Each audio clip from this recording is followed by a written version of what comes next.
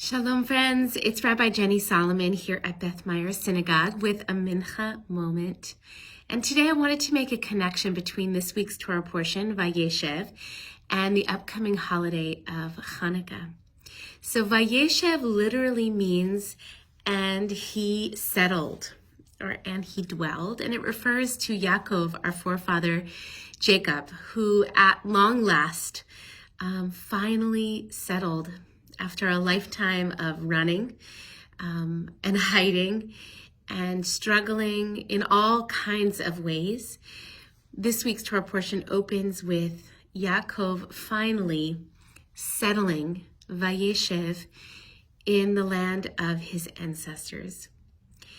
When we think about mindfulness meditation, or we think about any kind of contemplative practice or Jewish spiritual practice, one of the things that we work towards and we train in is yishuv da'at, literally a settled mind, yishuv da'at.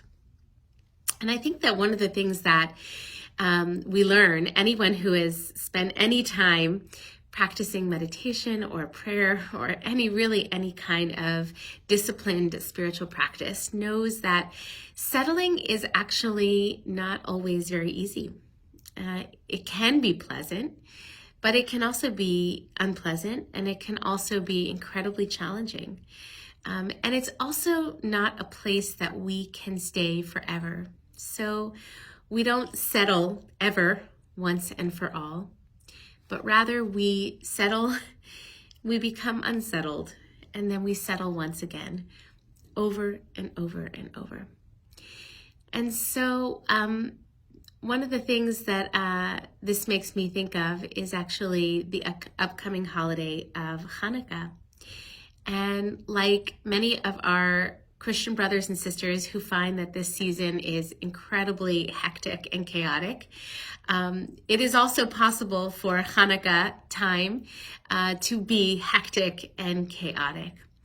And our tradition actually has a little bit of built-in wisdom, a sort of autocorrect for this tendency. And that is, after we light the candles for Hannukah, we chant a prayer, or you could say a song called Hanerot Halalu, these lights. And one of the things that we say in this longer prayer, albeit a prayer that some people leave out of their ritual observance at home, but which I absolutely love, is we say, Ein lanu reshut lehishtamesh bahem ela lirotam bilvad, that these lights that we're lighting here, these lights are not allowed to be used for any purpose, only to sit and to look and to see them. That's it. To settle here and behold the light in the darkness. And so you can imagine in ancient times and even in pre-electricity times, in which light was extremely precious, that anyone who had light in their home, especially after dark, would use that light to accomplish things, to get things done, whether they were physical labor tasks or to read, to accomplish things. But the rabbis are very clear that when we light Hanukkah candles, and hopefully we do that in connection with others in the window, our job is actually to settle, to slow down the motion, to sit and just watch them.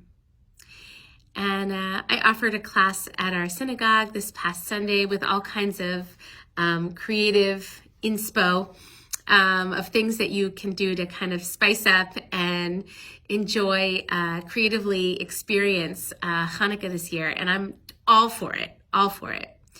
But there is a wisdom to just lighting and settling and sitting and enjoying the experience of being settled here and now, enjoying the sweet light.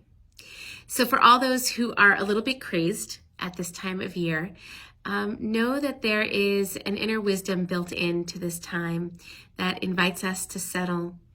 And if you're feeling a little dysregulated, the invitation is there. All right, shalom, peace everyone.